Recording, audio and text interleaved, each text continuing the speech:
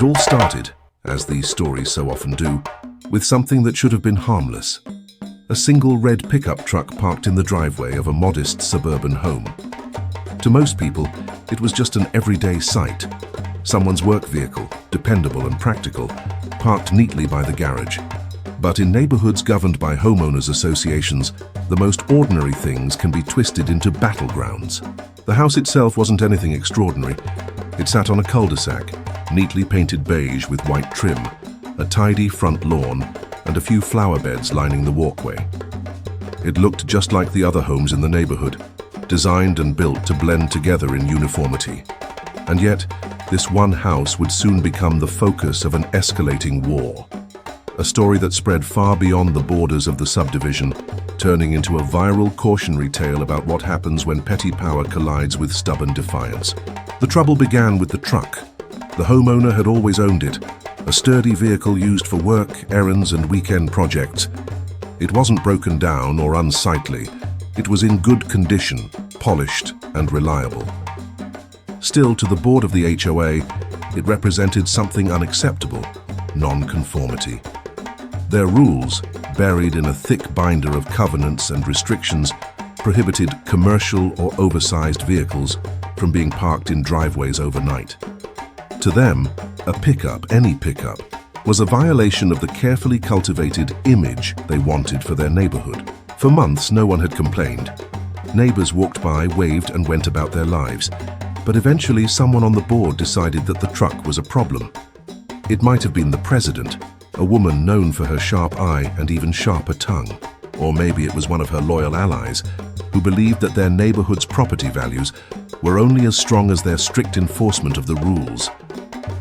Either way, one morning, a letter appeared in the homeowner's mailbox. The letter was curt, written in legalistic language, and stamped with the official HOA seal. It declared that the homeowner was in violation of Section 14, subsection C, of the association's regulations. It ordered him to remove the offending vehicle from view immediately, threatening daily fines if he did not comply. It framed the truck not as a harmless possession, but as a threat to the entire neighborhood's aesthetic integrity. To most people, this might have been discouraging, maybe even frightening. The HOA had the power to levy fines, place liens on property, and drag disputes into expensive legal battles. Many homeowners simply caved under the pressure, moving their vehicles out of sight or selling them altogether. That's how HOAs usually won, through intimidation and persistence. But this homeowner wasn't like most people. The letter didn't scare him. It irritated him, yes, it offended him. But more than anything, it awakened in him a determination not to be bullied. He paid his mortgage. He maintained his home. He followed the actual laws of the city and state. The idea that a small group of neighbors could dictate what he parked in his own driveway was absurd to him. At first, he considered ignoring the letter. Maybe he thought they'd drop it after realizing he wasn't intimidated. But then the second letter arrived, this one harsher than the first. It warned that fines had begun accruing. Each day the truck remained, he would be charged. They were, in essence, demanding he pay them for the privilege of using his own driveway. Still, he didn't move the truck. Weeks passed. The HOA began sending photographs of his home with the truck in the driveway, included as evidence in their escalating paper trail. The letters grew increasingly hostile. They threatened legal action. They suggested that if the matter wasn't resolved, they could pursue foreclosure. It was the kind of heavy-handed language HOAs often use to cow their residents into compliance. But instead of backing down, the homeowner started thinking differently. If they hated his truck so much, what would they do if there were more? What if the very thing they despised became the one thing they couldn't escape from seeing? The thought started as a joke, something he chuckled about privately. But the more he considered it, the more it appealed to him. Why should he be the one to bend? Why shouldn't he push back against their ridiculous rules with equal force? And so, the idea was born. At first, he bought one more truck. It wasn't even new, just a used pickup he found at a decent price. He parked it right beside the original, side by side in his driveway. Now, instead of one offending vehicle, there were two. The reaction was immediate. Another letter came within days, this one almost frantic in its tone. The board accused him of willful defiance and demanded immediate compliance. He laughed. If 2 trucks bothered them this much, what would happen with 3 or 5 or 10? That became his mission. He began buying more trucks, scouring classifieds, auctions, and dealership lots for anything he could get his hands on. Some were shiny and new, others older but still serviceable. One by one, they appeared in his driveway, lined up across his property. A growing fleet of pickups that transformed his quiet suburban home into something entirely different. Neighbors noticed. At first they were confused. Why did he suddenly have so many trucks? But confusion turned into amusement for some, admiration for others. Word spread quickly, and soon the story became local gossip. People began driving through the neighborhood just to see the infamous house with all the trucks. The HOA was apoplectic. Their letters became desperate. They called emergency meetings, they sent inspectors. They tried fining him into submission, but the homeowner didn't pay a cent. He documented everything, careful to note how far they were overreaching. The more they pushed, the more he doubled down. By the time he had 10 trucks parked across his property, it was no longer just a personal feud. It had become a spectacle. Photos of the lineup spread online. Social media posts captioned, "HOA banned his truck, so he bought 10 more," went viral, reaching audiences far beyond the neighborhood. People cheered him on, seeing him as a symbol of resistance against the petty tyranny of homeowners associations everywhere. What started as one man standing up for his right to park in his driveway had transformed into a viral story, a David and Goliath struggle between an ordinary homeowner and a power-hungry board. But as the attention grew, so did the stakes. The HOA wasn't just embarrassed now, they were enraged. They saw his actions not just as defiance but as a threat to their authority. And HOAs don't give up power easily. The war was only beginning. The escalation did not happen overnight, though it looked that way to anyone who only drove by once in a while. From the moment the first complaint was written and the official HOA warning arrived in his mailbox, the homeowner had already set a plan in motion. What the HOA board failed to recognize was that they had picked the wrong target. This was not someone who bowed under pressure, nor someone who had built his life around seeking the approval of neighbors who obsessed over cosmetic perfection. This was a man who had worked with his own 2 hands, who had hauled lumber, built fences, moved equipment, and relied on trucks not as status symbols but as tools for survival. When they told him to hide his truck because it ruined the image of the neighborhood, they struck at his very identity, and instead of feeling ashamed, he felt challenged. The first step was simple. He parked another truck in his driveway. It wasn't new, it wasn't glamorous. It was a beat-up but reliable old Ford that he had once used on a ranching project years ago. It had rust on the fenders and faded paint, but it still ran and it still stood tall. To the homeowner, it was a reminder of work well done and projects completed. To the HOA, it was an eyesore multiplied by 2. The neighborhood buzzed almost immediately. Cars slowed as they passed, phones tilted slightly to the side, recording video for gossip-filled group chats. People whispered at block parties and clutched coffee mugs tighter on morning walks. The rumor was already spreading. Not only had he refused to comply, he had doubled down. The HOA board did what HOA boards do best. They sent another letter. This one sterner, printed in bold font, demanding immediate correction of the violation. But the homeowner did not flinch. In fact, the second truck seemed to spark something inside him, almost like a mischievous fire. For years he had tolerated the snide comments and rulebook lectures, thinking it was easier to avoid conflict. But now he realized he had been giving them power by staying silent. The trucks became his voice, and he was going to make sure they were heard. The third truck appeared only a week later. This time it was brand new, freshly washed and impossible to ignore. A gleaming silver pickup, the kind with oversized tires and polished chrome. It caught the sun in a way that made it sparkle obnoxiously against the muted beige tones of the neighborhood's identical houses. Parked right at the edge of his property line, it was a statement, as if to say, "Not only will I not hide what I own, I will showcase it proudly." Neighbors' reactions were split. Some admired his courage, nodding approvingly as they drove by. Others were horrified, muttering under their breath about property values and trashy displays. But the homeowner didn't concern himself with their divided opinions. The important part was that the HOA was seething. By the time the fourth and fifth trucks rolled in, the situation had reached a boiling point. These weren't just extra vehicles, they were deliberate additions to his growing fleet. One was a vintage truck, restored lovingly with glossy red paint and white trim, a true classic that enthusiasts would admire. The other was a rugged utility truck, still carrying the smell of diesel and dirt from a recent job. Each had a purpose, each had a story, but more than that, each represented defiance. The HOA board called an emergency meeting. Folding chairs creaked under tense bodies as the small conference room filled with agitated voices. Some board members shook their heads in disbelief, others scribbled furiously on notepads. The president, a sharp-tongued woman with a permanent scowl etched into her face, tried to maintain order, but even she struggled to contain the outrage. They described the property as an automotive circus, an industrial yard, and even a junk lot. Yet no matter how much they fumed, the truth remained clear. The trucks were legally parked on private property. Their rulebook had limits, and the homeowner knew it.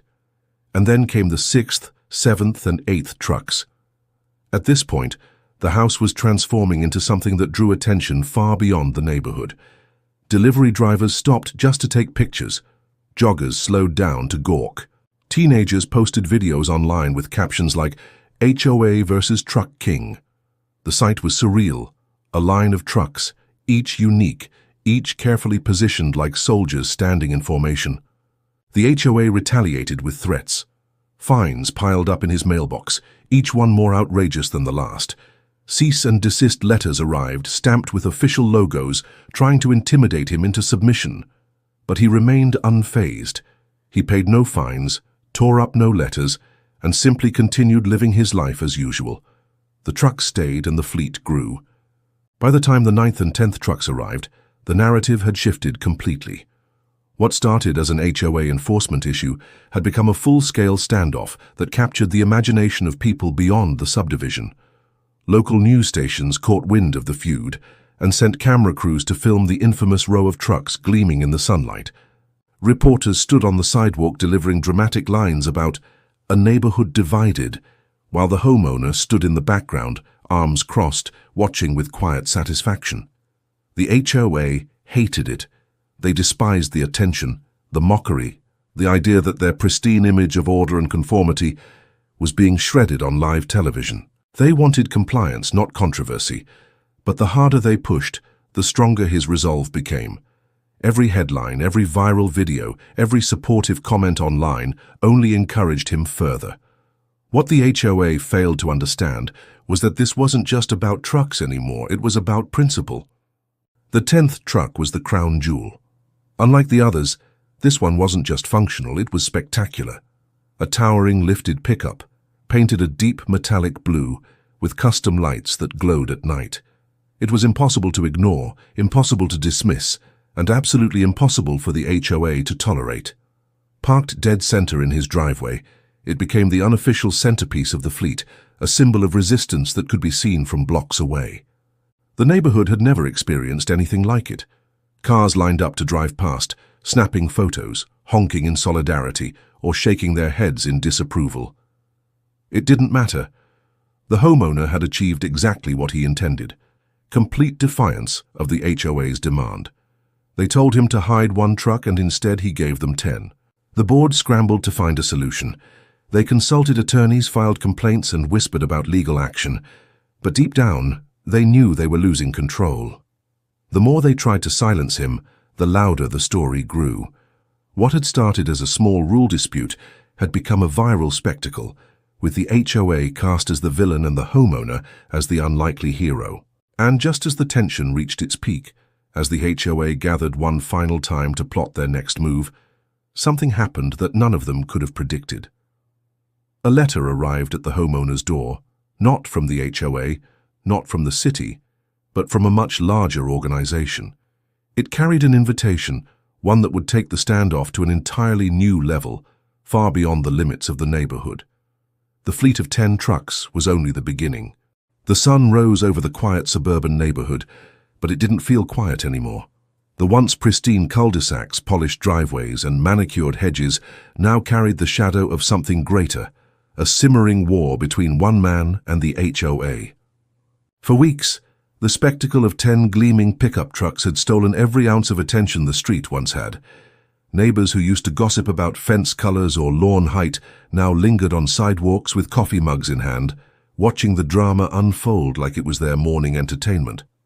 The homeowner, who had once parked a single modest truck in his driveway, never thinking twice about it, had become the symbol of defiance. His decision to escalate after the HOA banned his vehicle had shocked the entire community. 10 trucks lined perfectly across his expansive property were not just a statement. They were a billboard that screamed, "I won't be pushed around." The HOA, led by its president, the self-appointed gatekeeper of neighborhood perfection, could no longer contain their outrage. What had started as a minor citation had grown into a battle that defined their reputations. They believed the trucks were a blight on the neighborhood, a sign that order had slipped from their hands. Their letters had gone from stern to desperate, their threats from vague to aggressive. Fines stacked up like unwanted junk mail, but the homeowner, rather than shrinking back, held steady. The fines went unpaid, the trucks remained unmoved, and the HOA's frustration reached a boiling point. What they didn't realize, however, was that their obsession had begun to backfire. Residents who once tolerated the HOA's strictness were now questioning its authority. Some admitted privately that they admired the boldness of one man standing up to the board. Others found it entertaining, something to distract them from the monotony of suburban routine. And slowly, the tide began to turn. The HOA was no longer the enforcer. It was the villain of the story. The trucks themselves became something of a local attraction. On weekends, people from neighboring communities would drive by just to catch a glimpse. Children pointed in awe at the row of shiny pickups. A few even whispered legends about the truck guy who dared to fight the system. What was meant to shame him had instead turned into an accidental showcase. But the board was not about to give up. Determined to put an end to the rebellion, they called an emergency meeting. In a stuffy clubhouse filled with folding chairs and hushed arguments, the board outlined its plan. They would pursue legal action, escalate fines, and if necessary, bring in the county. To them, this was no longer about one man and his trucks. It was about their control, their ability to dictate the rules, and their pride. Losing would mean admitting their power wasn't absolute. And yet, while the HOA plotted its next move, the homeowner was already several steps ahead. He had begun documenting everything: the letters, the fines, the threats. He had researched state laws, county codes, and the HOA's own bylaws. He knew the rules better than the people trying to enforce them, and slowly he pieced together a strategy that turned the board's obsession into a weapon against itself. When the HOA tried to fine him for the trucks, he pointed out inconsistencies in the bylaw language. When they claimed his property looked like a dealership, he produced photographs of other homes in the neighborhood with multiple vehicles parked openly, boats, RVs, even old junk cars that had never been cited. The hypocrisy became impossible to ignore. Soon whispers spread through the community. If the HOA could target him for something as harmless as parking trucks, who would be next? Fear shifted into frustration, and frustration into quiet rebellion. A petition circulated among residents demanding that the board back down. Signatures piled up, each one a crack in the HOA's armor. But the real turning point came not from paperwork or protests. It came from the trucks themselves. A local news crew, tipped off by the growing buzz, arrived to film a segment. Their cameras captured the dazzling lineup of trucks glistening in the sun, the angry HOA president waving her arms, and the smirking homeowner leaning casually against the hood of his favorite pickup. The clip went viral almost overnight. Across the internet, people celebrated him as the underdog who refused to bow to petty authority. Memes spread, hashtags trended, and suddenly, the HOA wasn't just fighting one man, it was fighting public opinion. The board scrambled to control the narrative, but the damage was done. Emails flooded their inbox, criticizing their heavy-handedness. Some residents openly demanded resignations, others threatened to withhold dues until the nonsense stopped. The once feared HOA had been reduced to a punchline, mocked both inside and outside the community. In the final weeks of the standoff, the board quietly retreated. Legal threats vanished, fines were dropped, and the HOA's presence all but disappeared. They had been humiliated, their authority shattered not by lawyers or lawmakers, but by stubborn defiance and the glare of 10 shining trucks.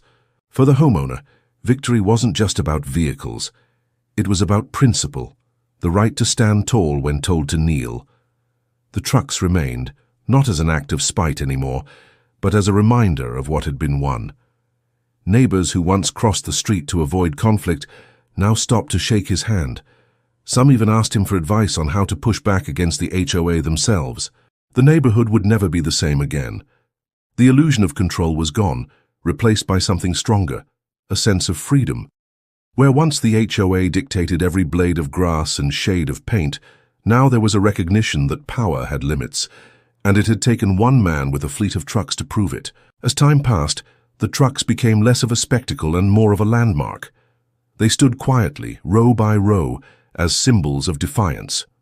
The HOA president, once so determined to rid the neighborhood of them, resigned in silence. New leadership emerged, humbled by the fiasco, careful not to repeat the mistakes of the past. In the end, the story was never really about trucks. It was about the clash between control and independence, between conformity and individuality. The homeowner had turned the HOA's own rules against it, exposing flaws they never wanted to admit. And in doing so, he became more than just the man with the trucks. He became the neighbor who changed everything. The neighborhood moved on, quieter now, freer than before. But the image remained, a man standing proudly in front of 10 gleaming pickups, while the HOA fumed in defeat. It was a picture that had burned itself into local legend, a story retold at backyard barbecues, block parties, and online forums for years to come. And though the trucks eventually aged, their shine fading under the seasons, their legacy never dimmed. They weren't just vehicles anymore. They were the fleet that beat the HOA.